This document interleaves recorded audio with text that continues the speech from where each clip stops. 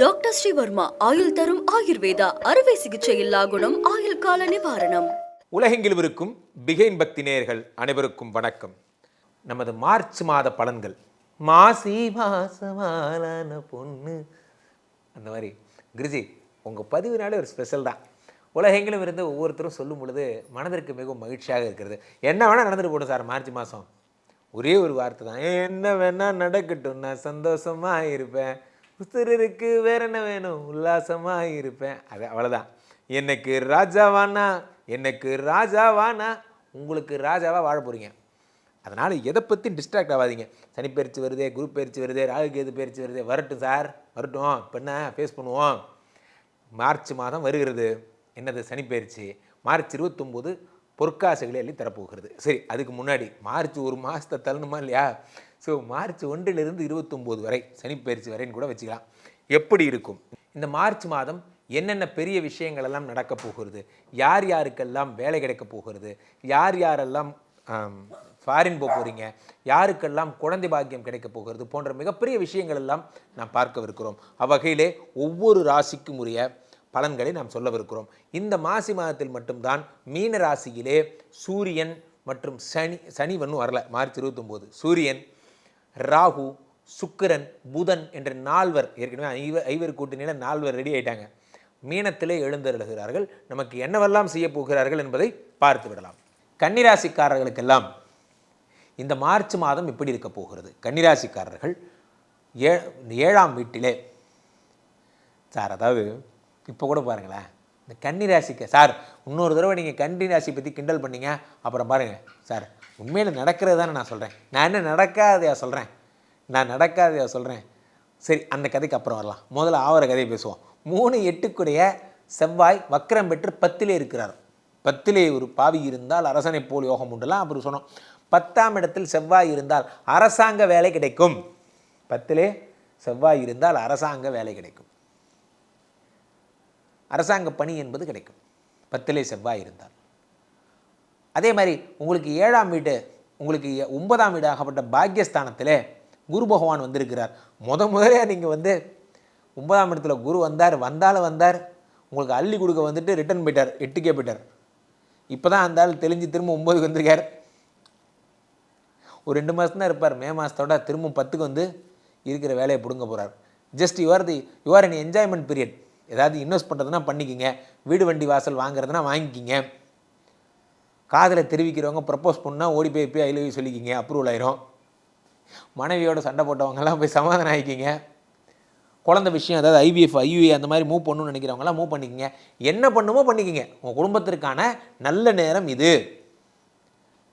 So இப்போது கன்னிராசிக்காரர்களாக என்ன செய்யணும்? 2 சுக்கிரன், நல்லா புரிஞ்சுக்கணும், 2 சுக்கிரன் உச்சம் பெற்று அமர்ந்திருக்கிறார். பண மழை கொட்ட போகிறது. என்றைக்கோ பண்ண இன்வெஸ்ட்மெண்ட்டு இன்றைக்கி எனக்கு ரிட்டர்ன் வருது, நான் என்றைக்கோ பண்ண நல்லது.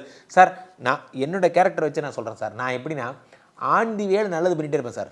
ஆண்டி வேலை ஏதாவது என் வாழ்க்கையிலே 6 லட்சம் பேருக்கு நான் சாப்பாடு போட்டிருக்கேன். என் வாழ்க்கையிலே 320 பேருக்கு நான் பிரேத சம்ஸ்காரம் பண்ணியிருக்கேன், இறந்து போனவங்களுக்கு அடக்கம் பண்ணியிருக்கேன். இப்படி நல்லது பண்ணிகிட்டே இருக்கணும். என்னைக்காவது ஒரு நாள் நம்ம பண்ண நல்லது நம்மளை காப்பாற்றும். நல்லா புரிஞ்சுக்கிங்க. நீங்கள் நல்லது பண்ணுறது கணக்கெலாம் வச்சுக்கூடாது. என்னைக்காவது ஒரு நாள் நீங்கள் நல்லா பண்ண நல்லது ஏதோ ஒன்று காப்பாற்றும் உங்களை. டாக்டர் படம் பாருங்கள், கிளைமேக்ஸில் சொல்லுவான், நான் என்றைக்கோ பண்ண நல்லது இந்த வடிவில் என்னை காப்பாற்றிருக்கேன். அந்த மாதிரி நீங்கள் என்றைக்கோ பண்ண நல்லது உங்களை ஒர்க் அவுட் ஆகுது. 10லே செவ்வாய் இது பண்ணுகிறார், வக்கரம் பெற்றிருக்கிறார். 9ல் குரு, 2 உச்சம், எல்லாம் ஒன்று சேர்ந்து வருது.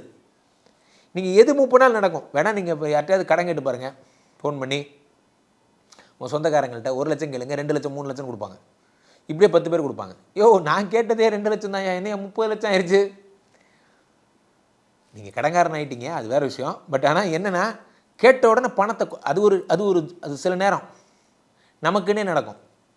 பேங்க்காரன் உடனே அப்ரூவ் பண்ணிடுவான். உடனே அடுத்த நாளே பர்சனல் அப்ரூவ் ஆகி 3ஆவது நாளே வந்துடும்.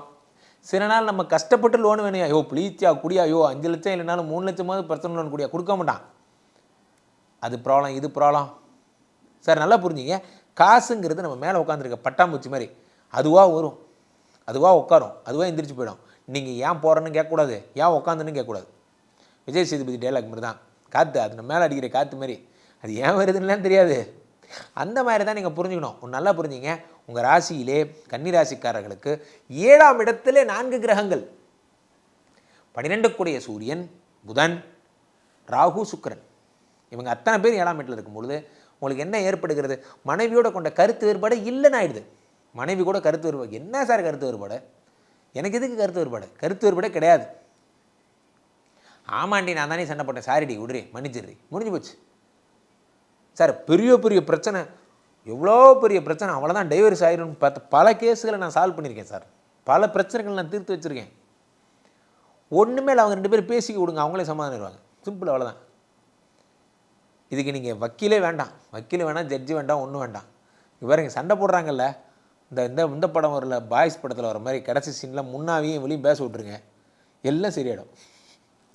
சூப்பராக. அதே மாதிரி தான் நீங்கள் 2 பேரும் பேசுங்களேன். இப்போது உங்களுக்குள்ள டைவர்ஸுங்கிற ஒரு விஷயமே நடக்காது. ஜஸ்ட்டு ஃபோன் எடுங்க. இந்த பதிவை பார்த்தோன்னே உங்கள் கணவருக்கு ஃபோன் அடிச்சு ஹாய் டியர் ஐம் சாரின்னு ஒரு மெசேஜ் அனுப்புங்க, வெக்கத்தை விட்டு அனுப்புங்க. அல்லது ஆண்களாக இருந்தால் அவங்க மனைவிக்கு அழகாக ஒரு பாட்டு நீங்கள் அனுப்புங்க. இந்த மாதிரி அழகே சுகமா உன் கோபங்கள் சுகமா அனுப்புங்க. ஃபீல் பண்ணி அனுப்புங்க சார். நம்ம ஒய்ஃப்ட்ட ஃபீல் பண்ணாமல் யார்கிட்ட ஃபீல் பண்ண போகிறோம்? கீழே போய்ட்டுருக்க இந்த 2 நம்பரை கூப்பிடுங்க. உங்களுடைய சொந்த ஜாதகத்தை பார்த்து கொள்ளுங்கள். உலக புகழ் வாய்ந்த நமது ஸ்ரீமடத்திலே தினசரி நடக்கின்ற விஷ்ணுமாயா ஹோமங்களில் கலந்து கொள்ளுங்கள். வருகின்ற மார்ச் 29ஆம் தேதி நடக்கவிருக்கின்ற சனிப்பெயர்ச்சி மகாயாகத்தில் அனைவரும் பெருந்திரளாக கலந்து கொள்ளுங்கள். மீண்டும் ஒரு நல்ல பதிவில் சந்திப்போம். நன்றி, வணக்கம்.